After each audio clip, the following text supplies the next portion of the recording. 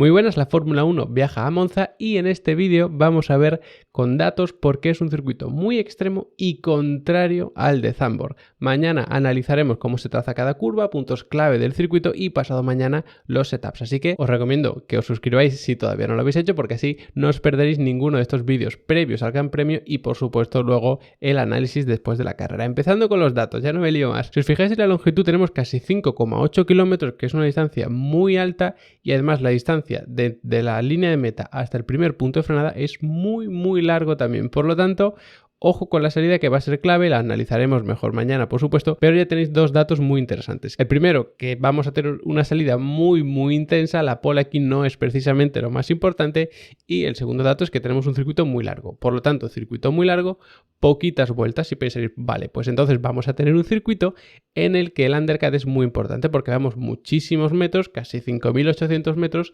cogiendo ventaja gracias a un neumático nuevo. Pero no es tanto así. ¿Por qué? Pues por el siguiente dato que vamos a ver y es el de las curvas. Tan solo tenemos 11, son muy pocas. Y contextualizado con la densidad de curvas, que lo hacemos respecto a su longitud, pues es el único que baja de las 2 curvas por kilómetro. Es decir, es el único circuito que por cada kilómetro tiene menos de 2 curvas.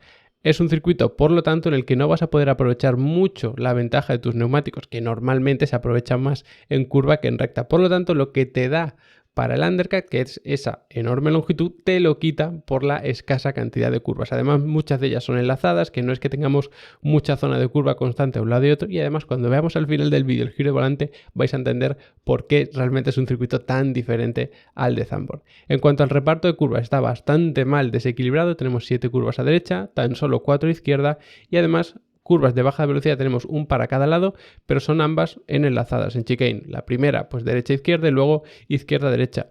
Y además son curvas de velocidad media tirando a baja, excepto la primera chicane, que eso sí que es velocidad bajísima. Esto lo entenderemos mejor pasado mañana cuando hablemos de los setups. En cuanto a curvas de velocidad media, que es donde está un poco la chicha de este circuito, como veis está muy mal equilibrado. Tenemos muchas más a derecha que a izquierda y por lo tanto el lado izquierdo suele ser el que más se desgaste en Monza.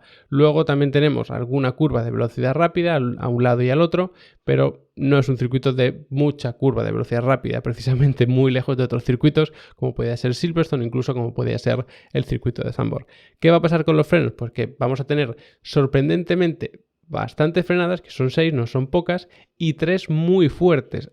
Ojo, es un circuito en el que los frenos no hay que descartarlo porque se dice que es el templo de la velocidad, que son todo recta, que hay pocas curvas y es verdad, pero ojo con las frenadas porque ahí se puede perder muchísimo tiempo y los frenos tienen que funcionar perfectamente. No es el circuito en el que más tiempo se vaya pisando el freno, ni mucho menos, es verdad, pero ojo, porque estas 3 frenadas fuertes pueden marcar mucho la diferencia, que es donde se nota precisamente la eficiencia en la frenada y por supuesto la refrigeración de los frenos, aunque ya nos meteremos más en eso cuando hablemos de reglajes.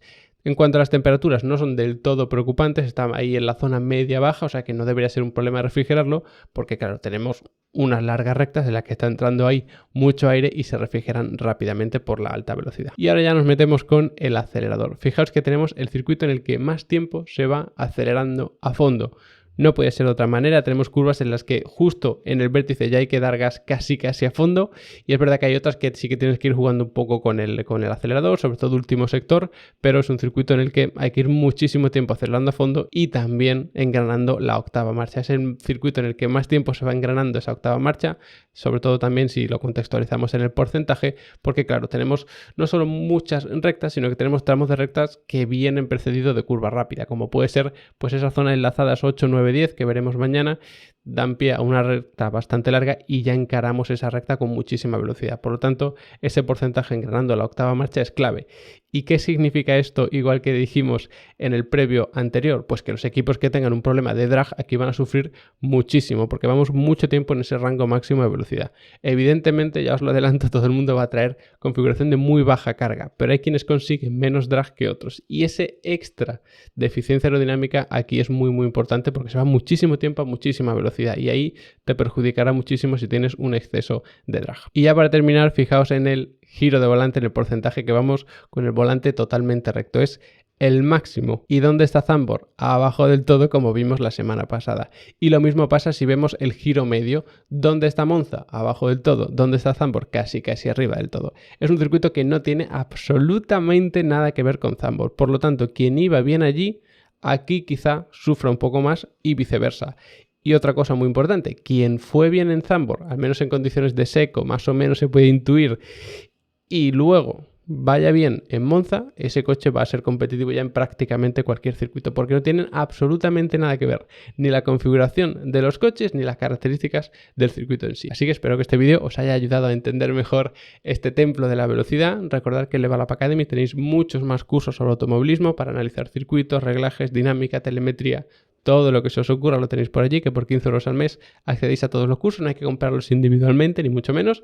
Os dais de alta el tiempo que queráis y mientras tengáis activa esa suscripción podéis ver todos los cursos. ¿Que os dais de alta el día 10 del mes de septiembre? Pues hasta el 10 de octubre vais a poder ver todo el contenido sin ningún problema. Aunque os deis de alta y la canceléis justo en el momento, ese mes, por supuesto, lo habéis pagado y vais a tener acceso a todo. De todas maneras, la primera clase de cada curso, ya lo sabéis, y si no os lo cuento ahora, es gratis. La podéis ver sin ni siquiera registraros. Y luego, una vez que estéis dado de alta, pues tenéis las descargas, el soporte, los setups para Sim Racing, todo lo que necesitáis lo tenéis ya por allí. Echar un vistazo, así tenéis más información, me preguntáis si tenéis cualquier duda y nos vemos por allí si todo va bien. Así que, como siempre, os agradezco que os hayáis quedado hasta el final del vídeo y nos vemos mañana hablando del pilotaje.